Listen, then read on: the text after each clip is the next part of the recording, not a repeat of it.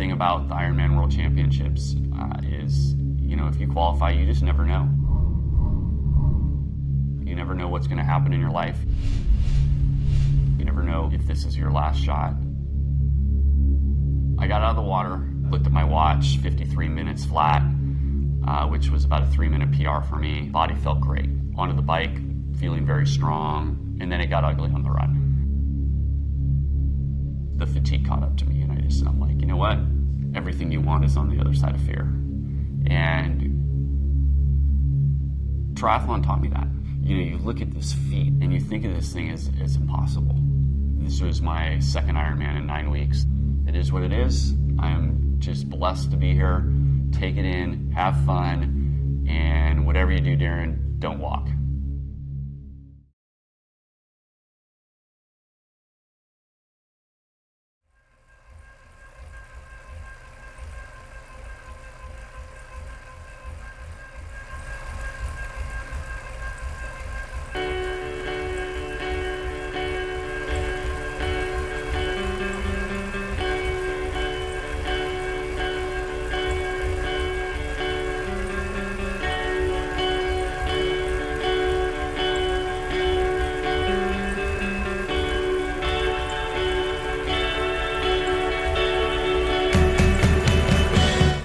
Years ago, if you would have said that I'm going to be competing at the highest level in an Ironman, I would have said you're freaking crazy. I mean, there's just no way. I wasn't a morning person, but now if I miss a morning run, you don't want to be around me. I liken it to a drug. I've never been addicted to anything, but I'll tell you what, I'm addicted to working out and fitness. I love the lifestyle. It's much bigger than just the sport. It is the lifestyle. It's the everyday. It's going out and running with your friends and going out within the community. Myself, and I think a lot of my teammates sort of take the approach that it's a very competitive sport and we are competing at the highest end of the sport, but at the end of the day, it's still a hobby and family comes first. I don't miss a breakfast table. I don't miss a dinner table. There are a few Saturdays where I'm probably missing for a few hours, especially, you know, leading into an Ironman build where it's a little bit more intense.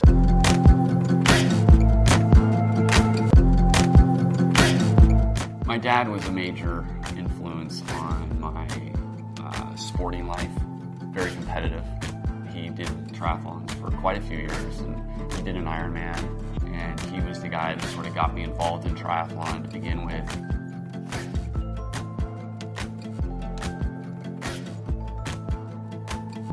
My first Kona, I know, you know, he was watching from above because he knew how big that race was. I dropped some ashes in Kailua Bay for him, and you know, I have this epic shot of me coming across the finish line, pointing up to the sky.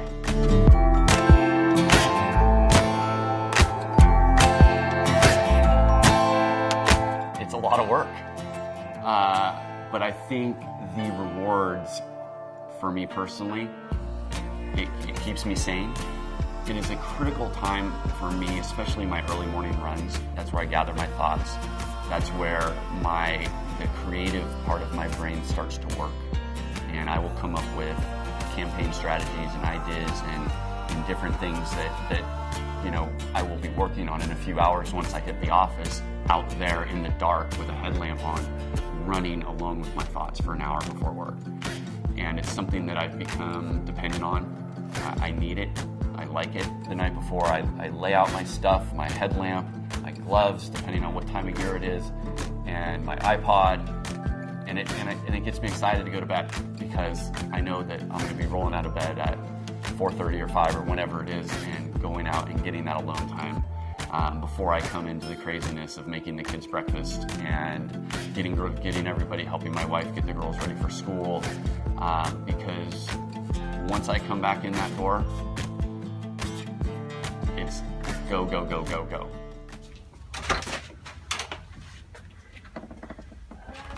Good morning.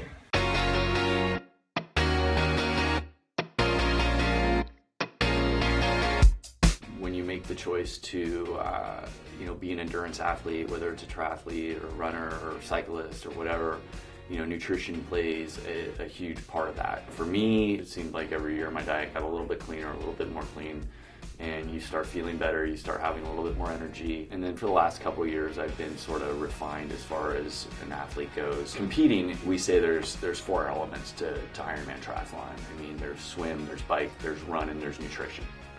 And nutrition is just as important as any of them. While I'm training, it's interesting. I mean, you can be out on a long run, and for me, as soon as I'm on that long run or a bike or whatever it may be, as soon as my mind starts to go negative, I start thinking about just negative things. That is my predictor that my glucose levels are down. And I'll reach and I'll grab an Agu and I'll ingest that, and it's like magic. It's that instant, the sugar, I mean, the way they've put these things together, it literally within 60 seconds, you're like, your mind's back and you're feeling better, and that leg that was, giving you trouble, or, you're wanting to walk, is, that sensation is gone. Ready! Up! Ready! Up! Ready! Up! My first experience in Kona was, quite a bit shocking. I mean, you get there and it's 2,000 of the most fit people you'll ever see in your life, and you're looking at these people going, holy crap. I mean, this is no joke. This is type A, just mecca. You have 60 countries that are represented. They're the best of the best. It's the Mount Everest of our sport. It's surreal. Anyone who's going there knows it's the World Championships, and obviously wants to be their very best on race day.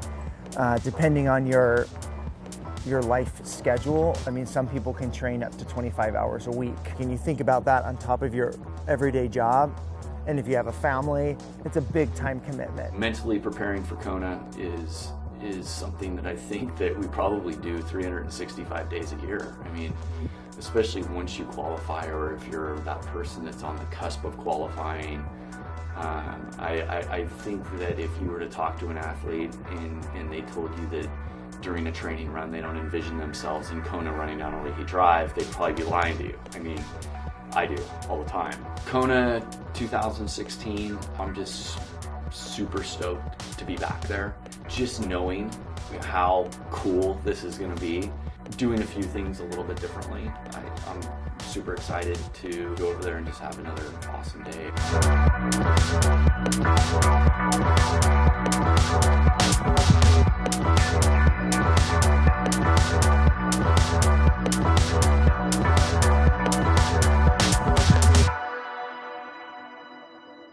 Tomorrow is going to be full of thrills. Treading water in Kailua Bay with helicopters overhead, Mike Riley talking, and just taking in the moment is unbelievable. It's definitely probably the most exciting part of the actual race, is that anticipation, that getting ready to go when that gun goes off. Right before the gun goes off, these athletes have never felt more alive. There's something that's just different about that race than other Ironman races. It's electric. I think all athletes that aspire to race Kona, they're just goal setters in life. Crossing the finish line there, it's just the completion of a huge goal for you, for the people that have supported you and believed in you. I think it's just a huge sense of accomplishment of competing. And I think also a sense of gratitude, because being involved in this sport, you know how many people are dying to be on that start line.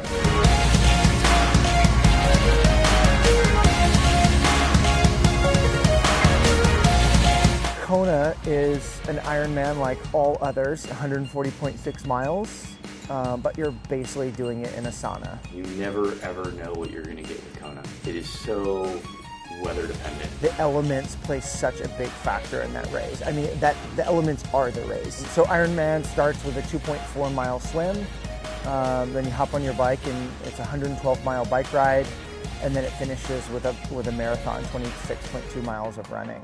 It's a little bit like a boxing match at the very beginning of the swim, and they let us out so early into the swim start corral that you're sitting on the start line for anywhere from 10 to 15 minutes. As you get closer to the cannon going off, there's a lot of elbows and kicking and yelling. There are thousands of people just walking and jockeying for position to start this race.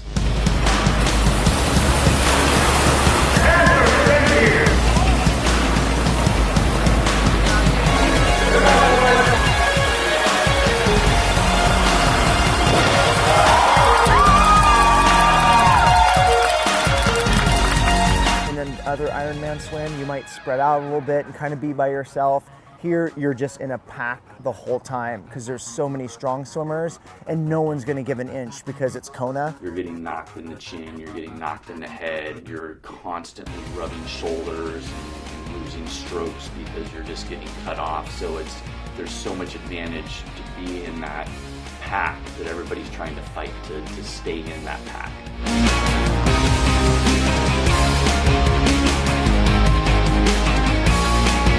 You then hop on your bike, and for the first 8 miles, you do kind of a loop through town that feels as though it's lined with spectators. It's an exhilarating feeling being on your bike at that point of the race. Then you make your way to the Queen K Highway, and you don't come back to town for another 102 miles. That's where you feel the elements start to be a major factor in the race. The heat, the winds up to Hawi. When you make that turn from Hawi home, you're psyched because you're headed home, even though you still have 50 some miles to go, but the winds are crazy on the descent. You're literally riding sideways, like leaning into this wind, and you look at the athletes ahead of you and they're not straight, they're like this. The run is really, in my mind, you break it into 2 parts. You run 10 miles on a leaky drive along the water. You'd feel maybe you'd get a nice breeze from the ocean. No, it's so hot. You run out 5 miles and turn around and come back straight back into downtown. No shade, there's no breeze. It is just a heated cauldron of, it was miserable. Getting to Palani, which is the road that comes and takes you up to the Queen K, it's a steep hill, and I just remember going up this thing going, I don't know if I'm gonna be able to finish this race.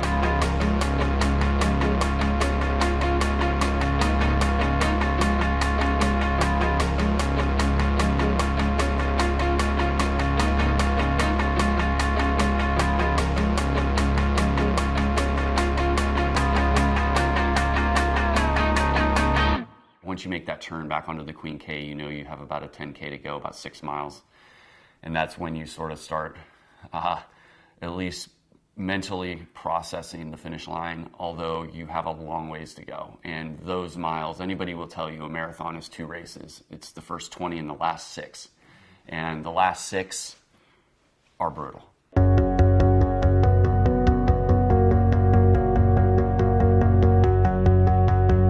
Back into town, onto Palani, that's where it starts to get magic. You have crowds on both sides, 6, 7 deep, just cheering and yelling. It's surreal.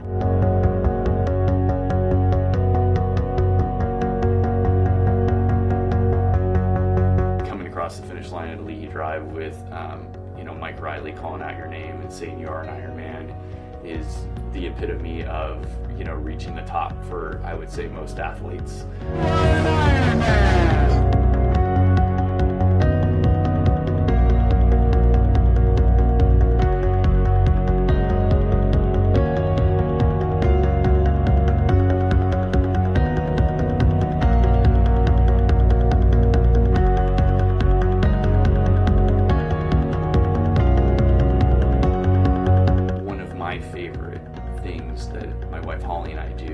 This would be my 6th Ironman. We've never missed a finish line at midnight.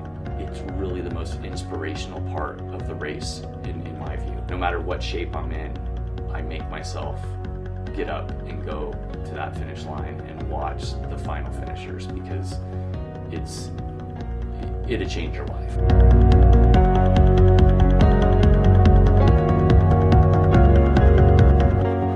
We get there at 10 o'clock. And we cheer the last 2 hours because these are the people that are, whether it's Kona or it's Lake Tahoe or it's Coeur d'Alene or wherever it may be, these are the people that it means the most to get across that finish line. And these are the people that it impacts the most. And these are the people that are in their 60s and 70s and 80s that are accomplishing this amazing event. It's awesome.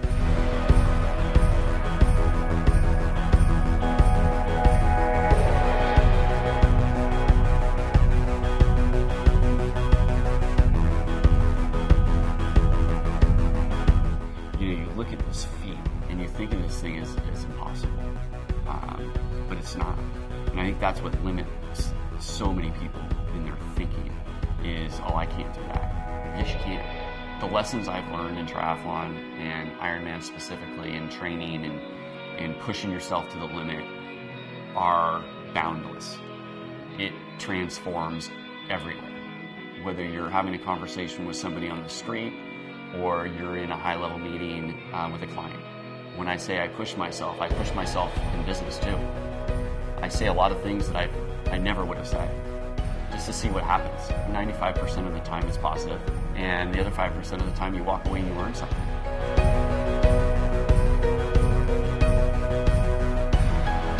But the whole mentality of changing things up, looking at things differently, pushing yourself to the edge is applicable everywhere. When I say everything you want is on the other side of fear, which is a Jack Canfield quote, not mine, it's true. You have to push yourself. You have to become comfortable being uncomfortable. And that's just the way life is. If you want to grow, you have to test yourself. You have to walk right up to that edge and peek over it. Sometimes you fall off. Sometimes you go too far. But you're never going to know where too far is if you don't go out and test yourself and see where the edge of that cliff is.